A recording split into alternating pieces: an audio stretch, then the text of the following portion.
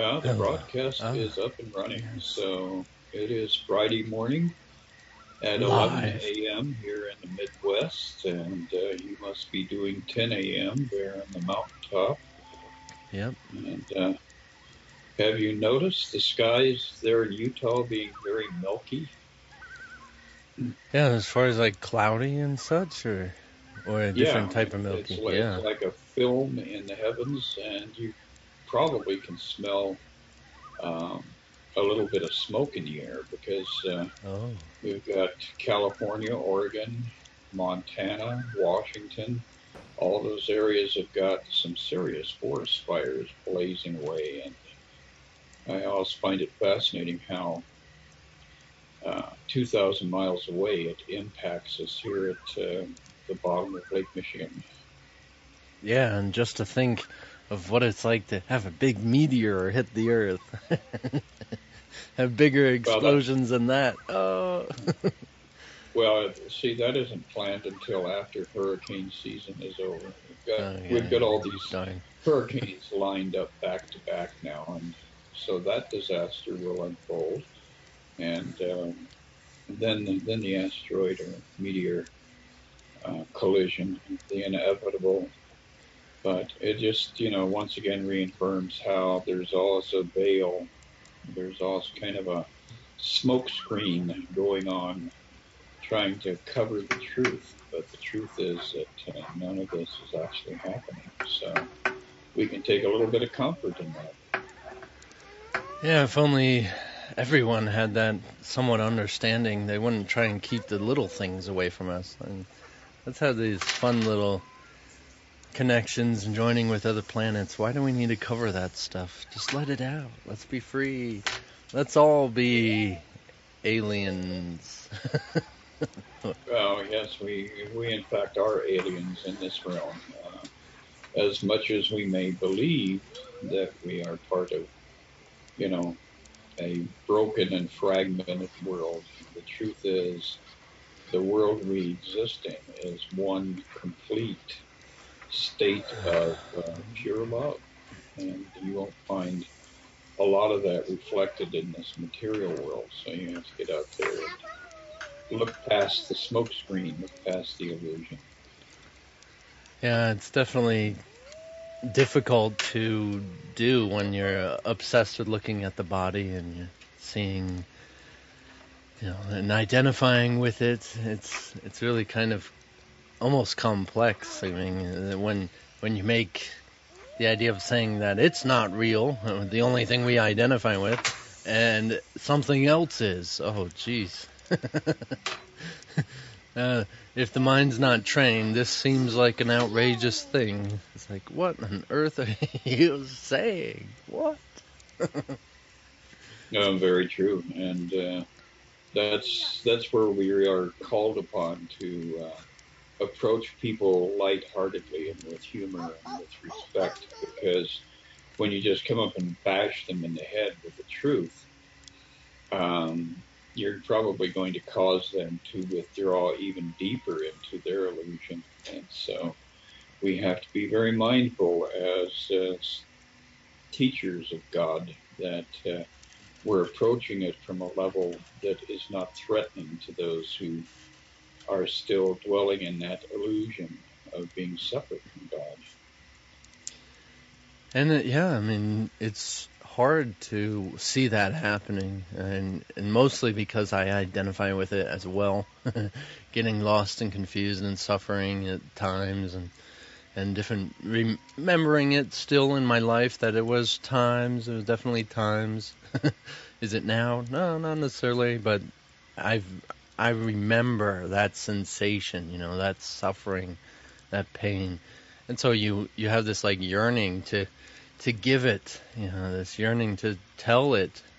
And it's funny how we have these different like frequencies or paradigms that we go through, and that the whole idea that we think we can even teach it, we think we can even preach it. And can you tell someone to be responsible for everything when you're trying to be responsible for everything? And only when you're trying, yes. But when you actually are responsible for everything, then it's a totally different subject. There goes.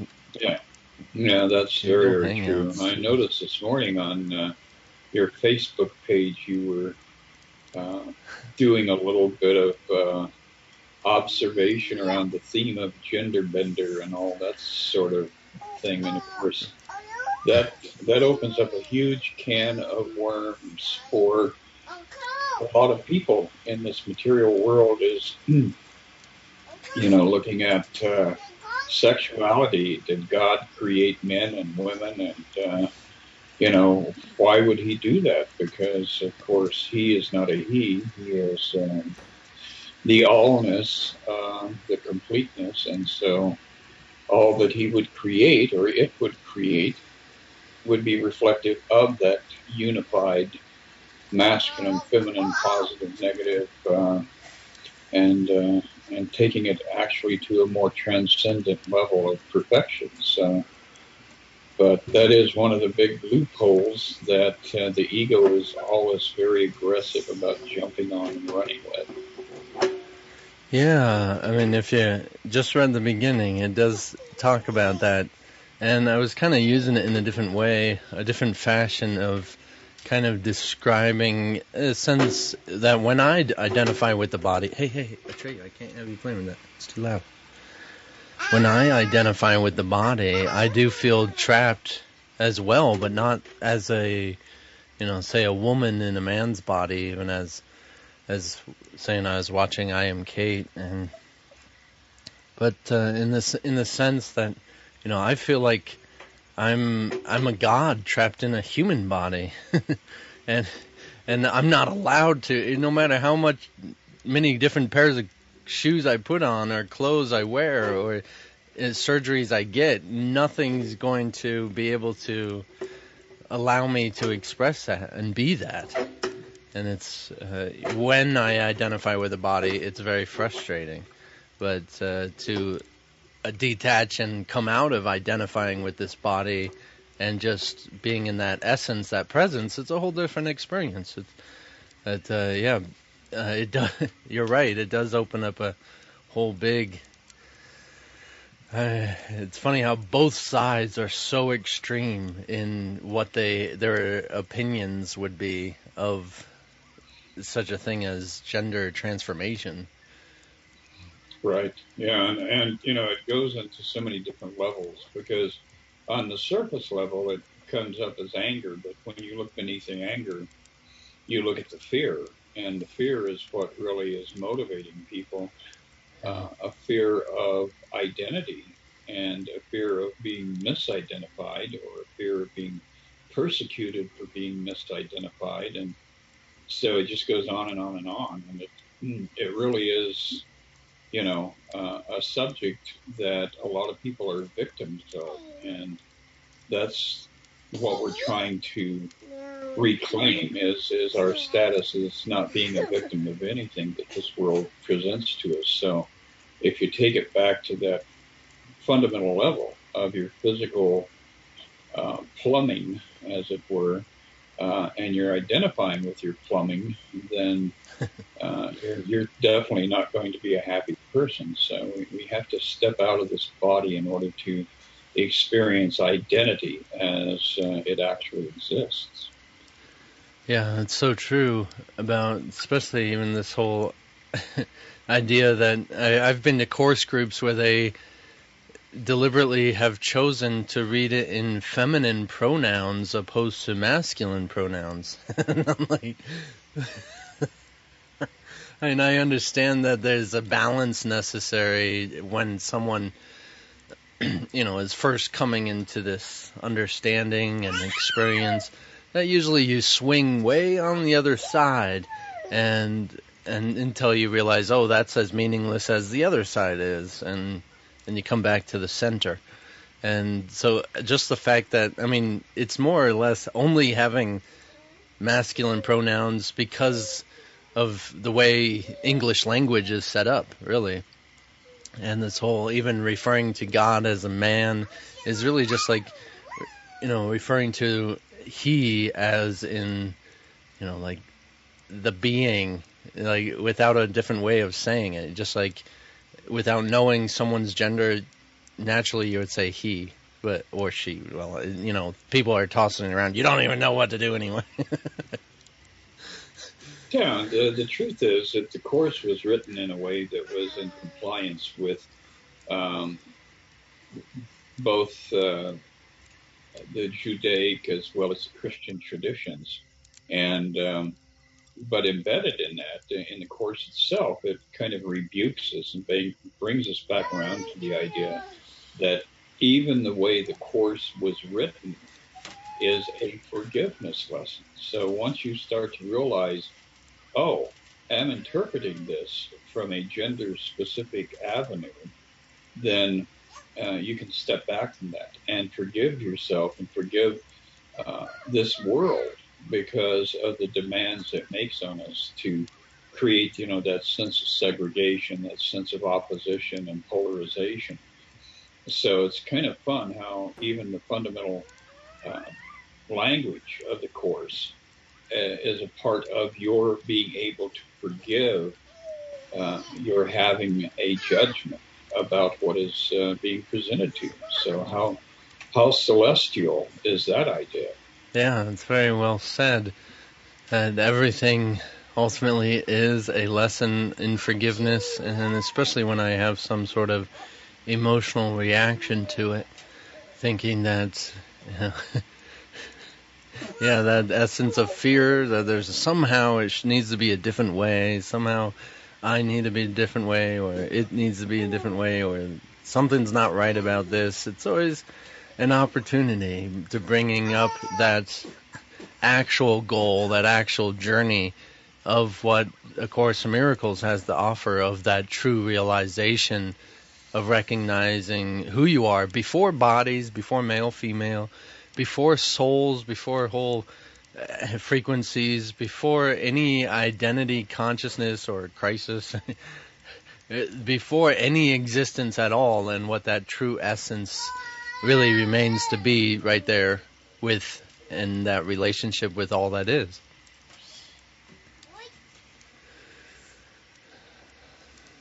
That's your cue. Come on. Yeah, I was I had nothing else to trying say.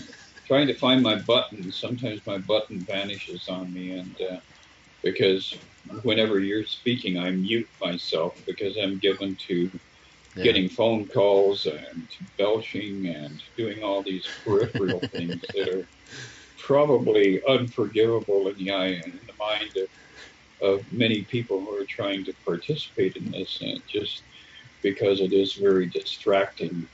But yeah, it is interesting how the course is so complete because it causes us to look at everything that we believe about this world. And the workbook starts off with a few steps in that direction. The first few lessons are devoted to forcing you to stop having a judgment about something. Is a pencil really a pencil? Is a chair really a chair? Is a window really a window?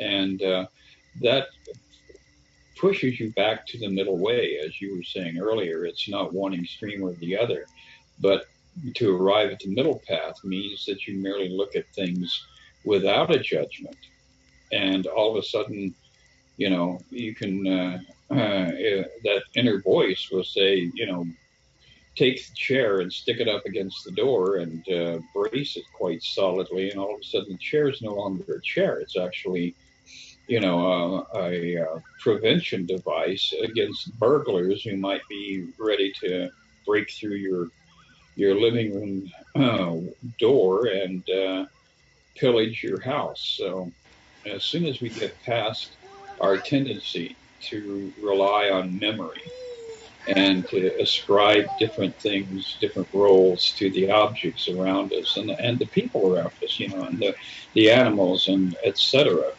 As soon as we can just see things purely as they are without attaching some kind of an identity or a meaning to it, all of a sudden the world becomes a lot brighter. The world's not nearly as stressful or as demanding on us. And it gives us the ability to confront experiences in life without a lot of restrictions that we've already placed on how we are perceiving the world around us. Yeah, it's good. I just, have these experiences as far as in my mind, every day we have these experiences that reinforce what we believe in as real. And so it does seem like a real struggle for a lot of people getting into spirituality to have, say, it seems like empty faith or only going on blind faith of these occurrences and experiences happening until they eventually do, by that effort and that willingness, then they can come from firsthand experience and identify with a whole nother reality and just, the looking at it in constant, even as it seems as if it is a memory, it's really just a palpable recognition of, say, the spirit within ourselves and the conscious awareness within ourselves and becoming aware of that and knowing that and experiencing that. So, and while we're still looking for it, it is somewhat an uphill battle. But then, once you have that behind you, once you have that experience in your pocket, it's a whole. It can be utilized as if not as a past thing, which it often is. Oh, I had this experience and so on. But can I use that experience now? Like, am I living my life with that experience, like as if I am a newborn, reborn child, newborn experience? I'm a whole new thing. Exactly. I was kind of fortunate when I started off with the lessons in the course because I grew up with my grandparents, and my grandfather was a MacGyver, and I became a MacGyver.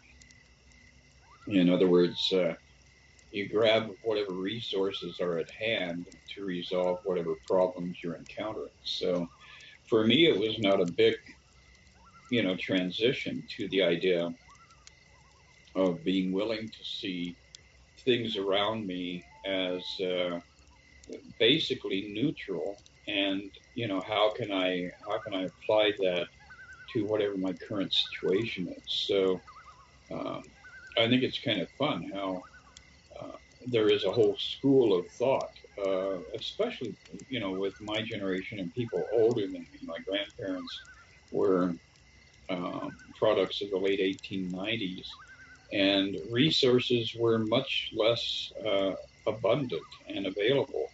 So you had to jury rig things. You had to take what you had in tool shed and hammer out a solution to a problem that you were dealing with. And I think that kind of mentality uh, actually is a positive contribution to people who are entering into the course because you're approaching it without a rigid set of preconditions, a rigid set of ideas about what life contains. And once you get rid of those restrictions, then life contains everything. And you see life from a much loftier level. You see it as, an exciting challenge to take something and utilize it in a way that addresses an immediate problem. So it can be a very uh, exciting and um, you know evolutionary process that goes on once you stop living in the past, living on the memory of what this means or what that does. Yeah, I really like, as far as, this whole transgender thing becoming a very a big subject as far as with Caitlyn Jenner and stuff. And I see it as like steps, It's the big picture as far as society is concerned and what is acceptable, and it's moving. And as it's accepting more, it eventually will get to the whole fact down the road that, well, what if we are not bodies? What if, it's all leading to that, and it's a wonderful thing, like what they're doing, and just questioning the reality of being as certain that I am a male and I have to be a male, or I have to be this way, or I'm a female and I have to think only this way, I have to be this only way, as far as even back in the day, as you were just referring to. So I see it as like learning how to be neutral, as you were saying, with objects and being able to Jimmy rig, Jerry rig things. It's like, can we look at the relationships of people as a neutral thing as well? Can we look at what someone is as that neutral essence that is not male or female, and that they're just whatever they are? And so I see it as the steps in society that really is making milestones to eventually, even in the statement in which I was saying in my post today, that, yeah, I feel like I'm a god stuck in a human body. And that's a little bit more intense, is like, as I also stated, that saying such a thing, I've lost friends in my life. They think it's just blasphemy, or what's the word when you say you're God and you're not allowed to? Yeah, that's blasphemy, all right. It's a big subject for a lot of different organizations. So you go around talking about being God incarnate, and they're going to lose their minds. It's interesting how they turn upon each other, all of these different schools. And Joel Osteen, uh, he was a guy that had a huge amount of support in that transformational Christian community. And then he doesn't open up his church in Houston for the flood victims. And now he is being attacked from every side. So He doesn't. it really is, a tragedy, not so much for him, but for the people who are driven to making these judgments, and to the individuals who have this need to vilify others around them, because all that's going to come right back to your own doorstep. Once you begin to realize that law of one, there's only one of us here. Every time you attack somebody and vilify them and pronounce them to be Satan incarnate, no matter who they are on that sliding scale of good to bad, you're doing it to yourself. Judge not, lest ye be judged, and that's exactly what happens. That's the opportunity there, is that, you have an opportunity to vilify or to accept, and it's either any degree in between. And really, it's either you think of something as negative and evil, and or positive and helpful and acceptable, and that's really just a derivative of, am I afraid of what I don't know, or am I accepting of what I don't know, or am I willing is a good word, to go into that and follow into that. And I've been to Joel Osteen's place, his church, since he bought out the stadium for his church, which is usually by law in most cities to open up to emergency victims and such. So it's interesting that all of a sudden, just because it's owned by him and made into a church, that it wouldn't be by law, which is unique. But I guess he's paying for it. I was very inspired by Joel when I first heard him. It was on the beginning of my journey, and how he was a Christian starting to talk about, like law of attraction and stuff. And I was like, wow, this is really opening my mind. And as far as what I see in this whole world of gender identification and just accepting new types of people, new whatever they want to be, come as you are kind of an idea, is, it really is this steps in my mind, is that at one time I thought I was supposed to not accept people that were weird and unusual. And at the same time, I felt weird and I did not get accepted and I didn't have as many friends as I wanted to and never felt really included or never felt really a part of things. But that idea of doing it only to yourself is kind of a reference to that. Is that, if you want to feel accepted, accept. It's really simple. There's no in between space there, because it's all about that golden rule: do unto others as you would have others do unto you. Well, you have to practice that. And that's where it gets kind of interesting. And yeah, just trivia around that whole thing with Joel. I've always been a fan of his, but photographs that were later released showed a massive amount of flooding on the interior of his church, football or basketball stadium, whatever you want to call it. So there was damage there. There were things that they were dealing with. And again, people are so immediate as far as having a judgment about a situation. And none of the people who were making these judgment calls had actually been there, had actually seen the interior.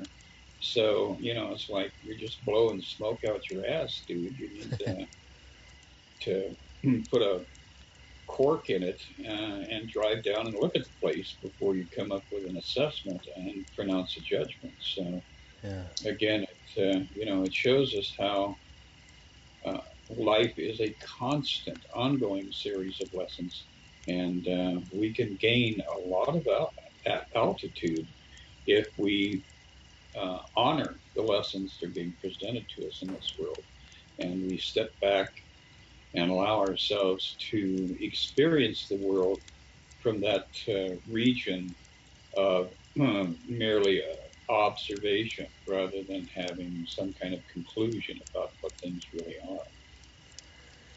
It's true. Yeah. And well, as far as making, decisions for our own person, our own being, I think a lot of things come from like reporters just trying to think of something to say and going off of hearsay and what others have said, and then they're just making up stuff about it and making their own judgments and opinions about a judgment and an opinion instead of the actual condition.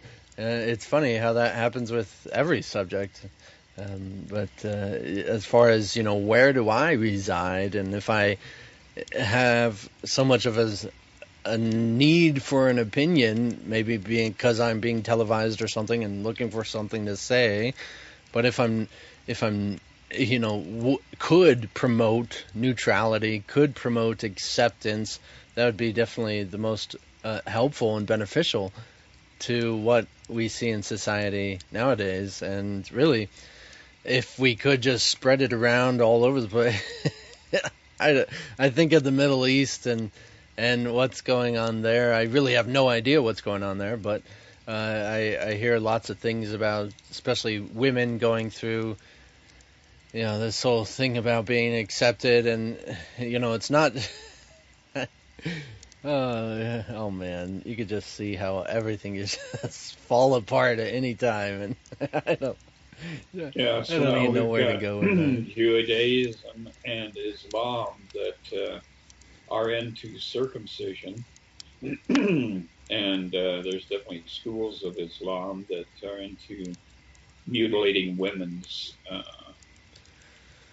personal parts, and of course the Jews mutilate men's personal parts, and all these different weird obsessions that we come up with, all these different silly ways of approaching life.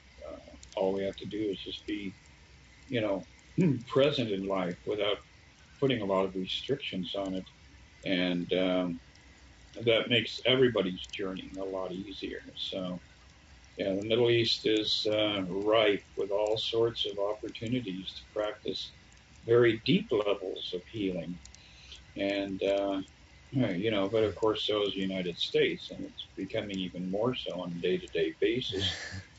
And that's the joy of our our journey here with the Course in Miracles is that we're at ground zero for all of this stuff. We're not living in a a world of delusion or illusion. We're able to penetrate that, and we don't have to go out and pound a drum and stand on the street corner and tell people to repent, because all of this is correcting our own thinking. It's not correcting somebody else's thinking.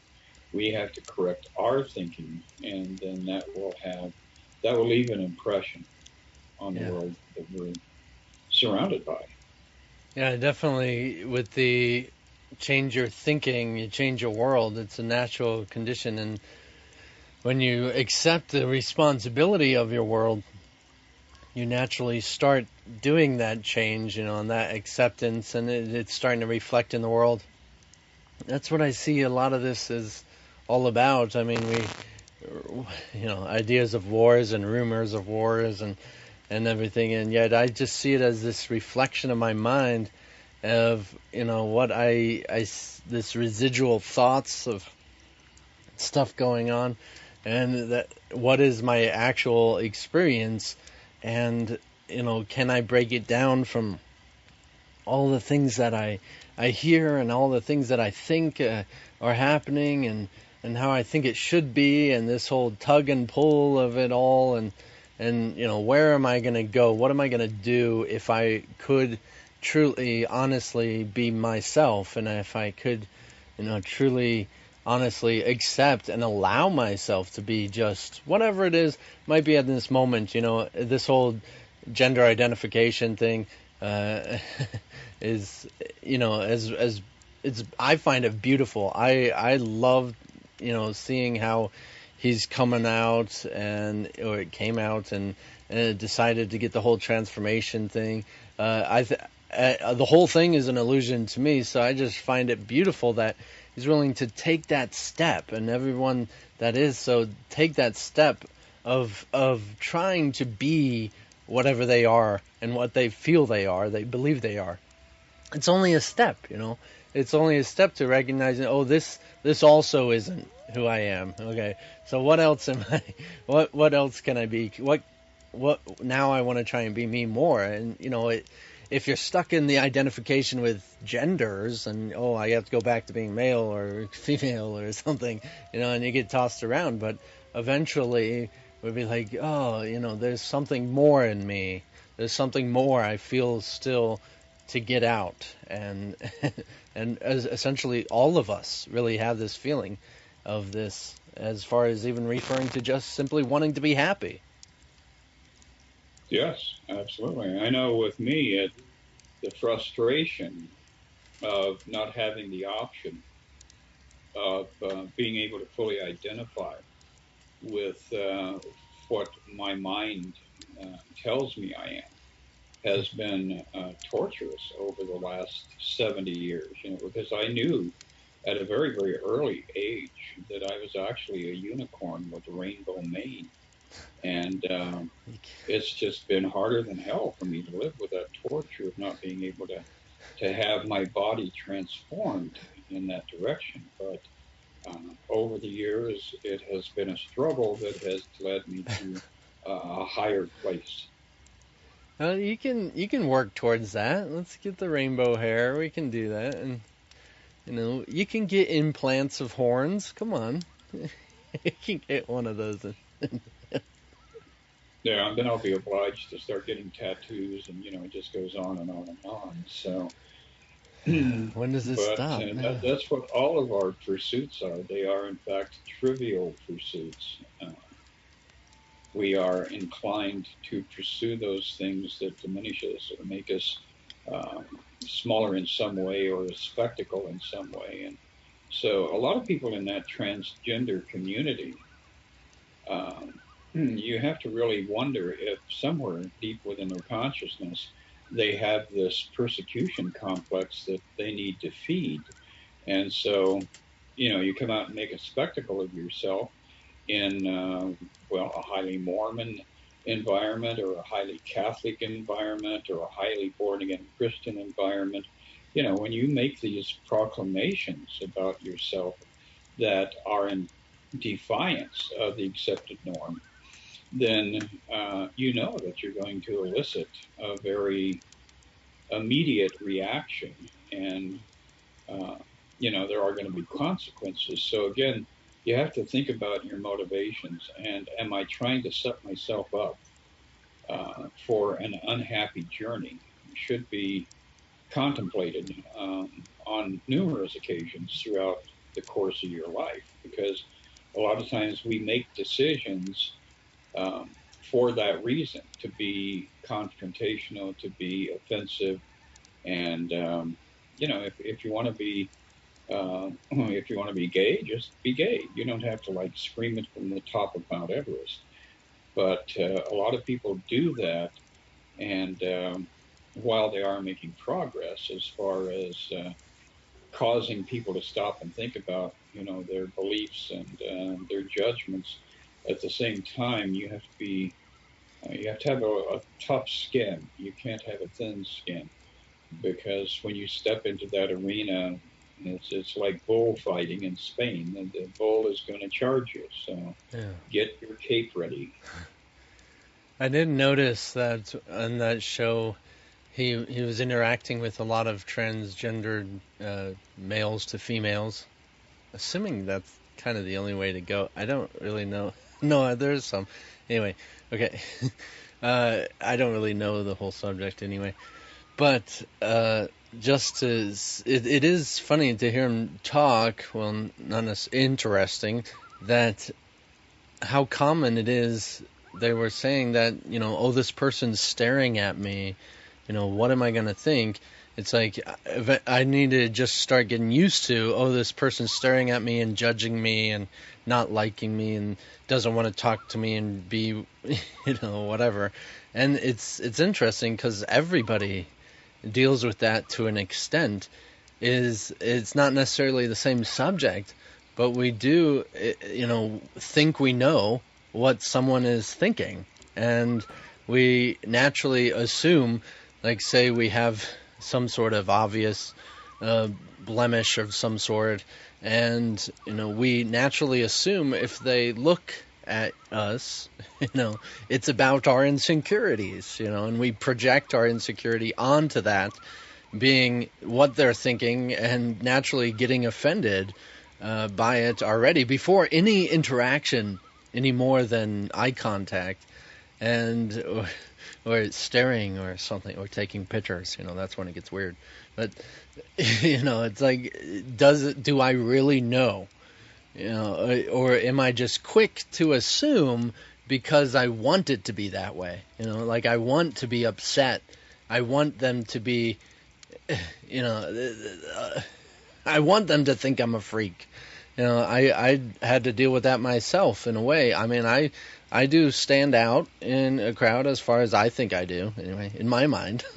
I don't, and I have to be okay with any way I'm going to be seen. If it's positive or negative, it really doesn't matter to me anymore. I'm all of it. I am accepting. Yes, I am a freak, and that's okay. I'm a weirdo, and yes, I love it. I'm okay with that. I'm insane. Absolutely, no problem, no judgment there. you know, and Yeah, I'm beautiful, and I'm enjoyable, and I'm very handsome, and all of the I'm accepting of all the attributes, and not denying any of them, because as eventually I'll realize that none of them are true, and it really doesn't matter which one they're taking their pick on, judging me. well, yeah, and you're going through your Jesus phase right now, so you look Yeah. like well, a painting of Jesus by one of the Dutch masters or something, which I kind of It's not a enjoy. phase. I can appreciate that look. You're not over grooming, but it's very subtle in many ways, but it does come across. And so yes, you must think that you're God or something. And there's uh, there's a lot to be celebrated That's a around that idea. complex. Yeah.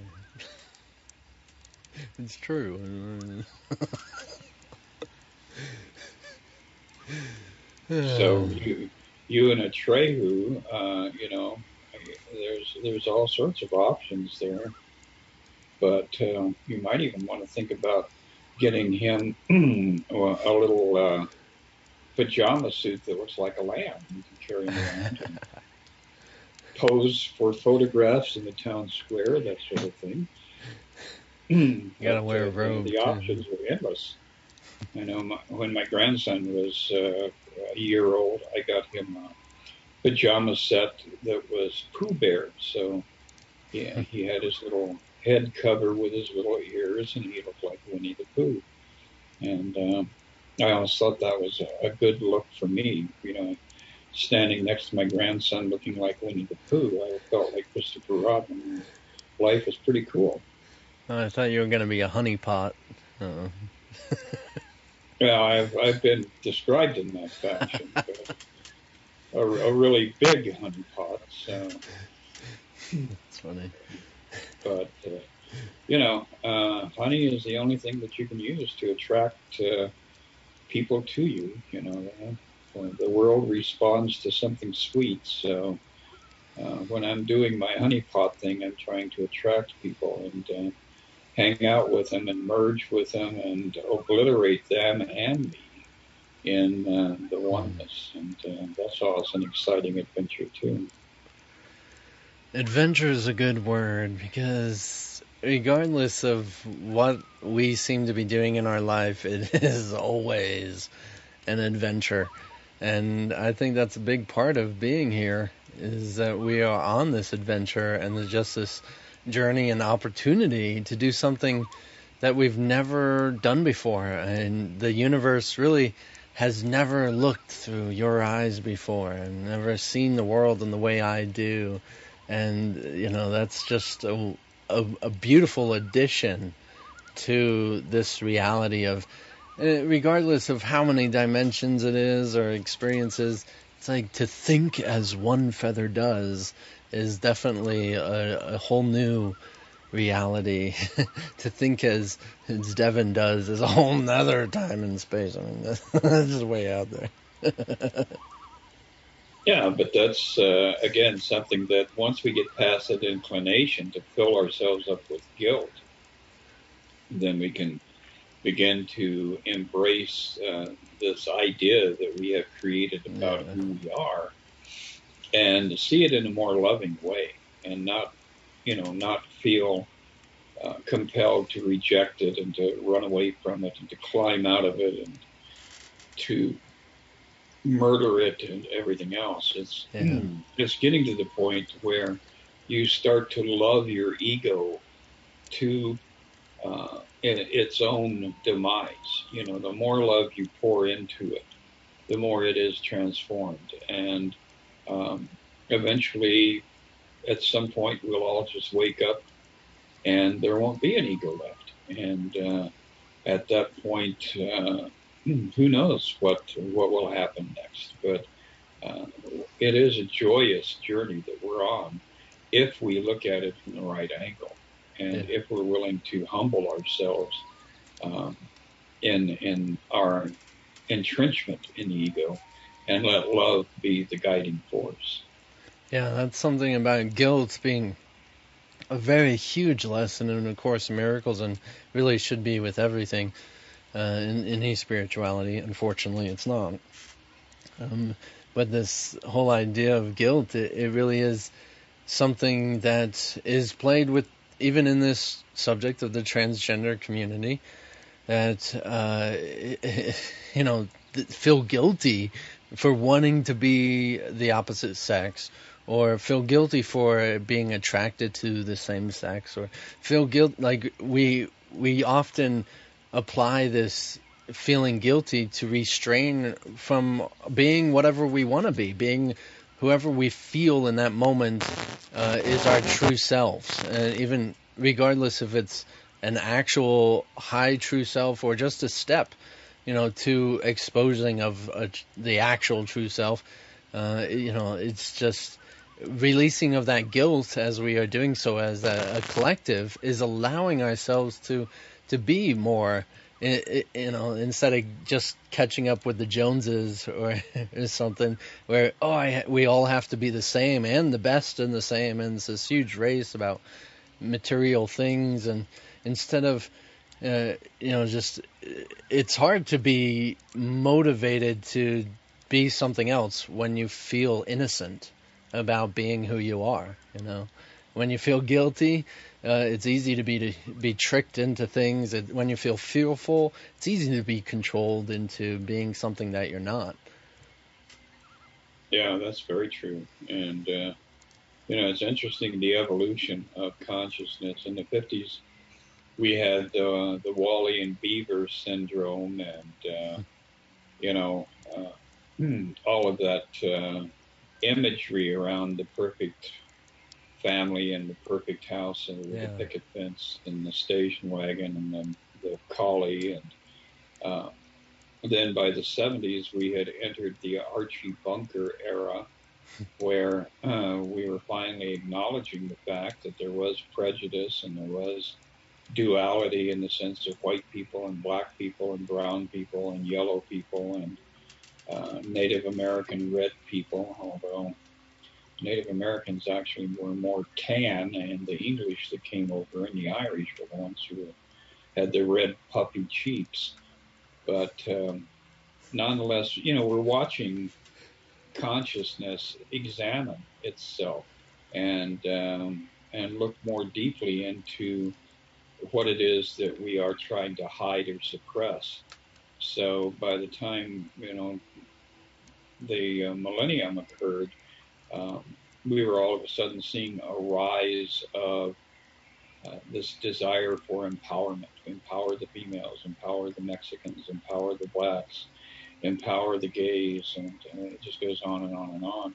But all of these are things coming to the surface that we have tried to suppress. And I think it's going to be exciting to see what the aftermath of this hurricane season that we're currently in is going to be, because this is going to bring a lot of debris to the surface too. In many ways, it's a metaphor for what's going on in society. And when we have a collision with a very powerful natural force, things that have been hidden, things that are not part of the current dialogue, like a failing infrastructure in all the cities in the country, and all these different ills that we have pushed aside and not wanted to look at. They're being pushed up to the surface now, and every time we have an event, it opens another series of doors. It opens Pandora's box, and all the snakes start tumbling out, and there we are doing the snake dance and trying to charm the snakes, but ultimately we're going to have to address the snakes and do something about it. Yes. I almost forgot I was a part of this. Sorry. I was getting some of No, I was using my snake charmer voice, see, and you were just mesmerized there and caught like a deer in the headlights once I stopped talking. It's funny, I was.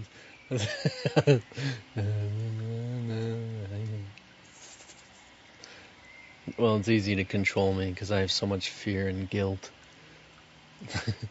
At least I admit it. Right? Yeah, I think we all are still suffering from, a lot of the denial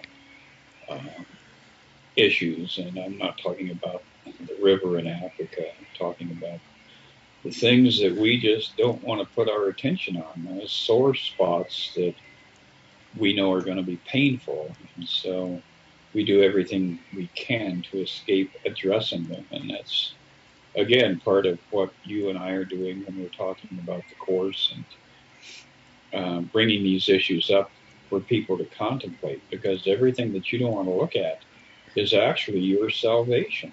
And once you do look at it and you discover, oh, that wasn't real, that was like that stupid dream I had last night, where the neighbor was chasing me with a pitchfork. Really? I was at the point of just about being butchered in my own front yard. Those kind of things are the things that we do need to pull up and look at and forgive ourselves for buying in to the illusion that we created. Yeah, I like looking at the list of, I believe it's Freud's definitions of different forms of defense, is what the words I was going to say denial, but denial is one of them. And how well they correspond to even the spirituality and the frequencies of them each having a different form of denial, form of defense against the truth. And that, even zoning out or falling asleep during very inspirational content, even as myself, is a form of psychological defense against it. It's like, how can I have the mind used to avoid, like the ego is attempting to avoid the, giving you the answers, if it's spoken about. That's why it's so hard to, it was something you brought up at the beginning of this program today, was like to preach and to teach to people, that it would just usually send them further down into the sleep unless they're really truly willing to confront that stuff, themselves. Then they have an ability to start getting through the defense mechanisms such as denial and avoidance and things of it, and start working their way out. And it really is a form of having to accept responsibility themselves, that and to tell them about the existential reality and getting really deep and everything immediately usually sends them in this some form of defense and denial, into it's like, oh, I got to keep myself plugged into this reality, so I have to somehow avoid what you're saying. And just to be able to recognize that happening in our own consciousness is truly a milestone. And the fact that Freud and stuff were just analyzing the mind and coming to such an extent that it is like there's got to be a super conscious to this subconscious of our consciousness. There's got to be more to it than we are able to see and comprehend. Exactly. And that's exactly why I think the Holy Spirit, Jesus, or however you want to format it, tapped on the shoulder of Helen and Thecla, because they were very well entrenched in that journey of trying to understand the mind and ultimately being able to give form and structure to the mind. So who would be a better candidate for a spiritual tome written as a process of psychotherapy? So, you can see the beauty of how the divine works in every avenue that is willing to surrender to its flow. And that's what makes the Course in Miracles so unique and so perfect. Agreed. Yeah, it is definitely a new approach. It's a better way, really, to than most spiritualities, and I think we could even get out of this whole Christian terminology, as I've done many different types of programs, and I do really teaching and speaking about the same thing with different terminology, different phrasing, and that I'm not just coming from some theory of it, but like actual experience of what I feel things are actually talking about, and even that I'm actually contemplating a podcast referring to psychology and actually the use of psychology directly for an awakening and transcendent I think that's actually the name of it, transcendent psychology. And just to expand and be able to say I mean, if it is the truth, it's in everything. So we just have to somehow to analyze and see the symbolism or something in every option, every variation, every words, everything, and it will be there. It will reveal its truth to you. You know, everything will get you there eventually. We just need to learn how to translate it correctly. Use that Holy Spirit, as we use in Christian terminology, to translate that. I feel like I'm drinking something. Well, that's interesting. I'm not sure what has inspired that. Maybe you're getting drunk on God, Hey which is man, that's God's an awesome. interesting idea. So, I love but you, man. nonetheless, Love you, man. I think it is perfect the way that the universe uses resources, and of course, we are one of those resources. So every time somebody knocks on your door and you respond to come in, the door is open, then you're allowing that transference of energy. You're allowing the Holy Spirit, the presence of God, whatever it is that you envision it as, to flow. You're not holding it back. You're not trying to suppress it. And that's really the only way healing is accomplished, is when we open our door to those around us without judgment. And even if they, on some level, appear to be toxic or, a negative person, um, just keep working on that, turning it over to the Holy Spirit, minute by minute, hour by hour, day by day. Uh, Agreed. that's the way to resolve that. If you start closing the doors and hammering them shut and making these declarations of how you've judged people, you're just going to bottleneck your own flow with the divine. So I know there are probably going to be people who will object to that idea, but the truth is, you don't know what the hell you're doing here, and you don't know what anybody in your life represents.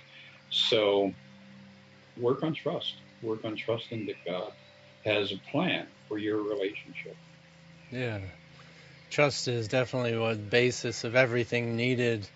And I think that's a lot of the trust in who you think you are, who you believe you are, and just make some moves. It's never one way. And even this transition, as many call it, is just a step. It's not solid, just like your body's not solid. It's not forever. And this idea of tattoos, people say, "Oh, that's permanent, man." I'm like, permanent? What are you talking about? My body's not even permanent. And it's hilarious. We got eternity here. And I'm referring to heaven, and it's a constant shifting, changing of whatever we want it to be at, whatever we want to see it as, and keep motivated, keep moving, inspired to be yourself. Don't react out of fear and guilt and all this stuff. Let's inspired to be yourselves. Let's be inspirited and let it out. Let's be free. Absolutely. Yeah, move beyond being an armadillo. There's a GIF floating around on uh, Facebook of the armadillo when it goes into its turning itself into a little ball mode. And I see that with so many people around me. It's like as soon as something foreign appears, they go into armadillo mode. And we really have to be cautious about that and not close ourselves off to the world around us. Well, at that, let's close ourselves off of this episode. Just kidding. We're still open. You can contact us on Facebook and themiraclewithin.org and openandclear.com. All righty. Yeah, and I'm going to have a real fast little plug here. If you want to get in on an introduction class to A Course in Miracles, Wednesday nights at 9 p.m., Humanity Healing International. Go check out the website, and I'll be doing half-hour classes through the winter on A Course in Miracles. So join me there if you feel inclined. I'll have to get that information from you in a second, because I'm interested. See what happens. Okay. And are we doing a movie conversation this next week? Did we Yeah, I decide on think a so. I movie? have to check with Barrett. We gotta just. I know we had options we were talking about, but alrighty. Thank you all for tuning in and being here. Have a beautiful day. Thank you, One Feather, again. Talk to you next Yes, week. it was absolutely a joy. Amen.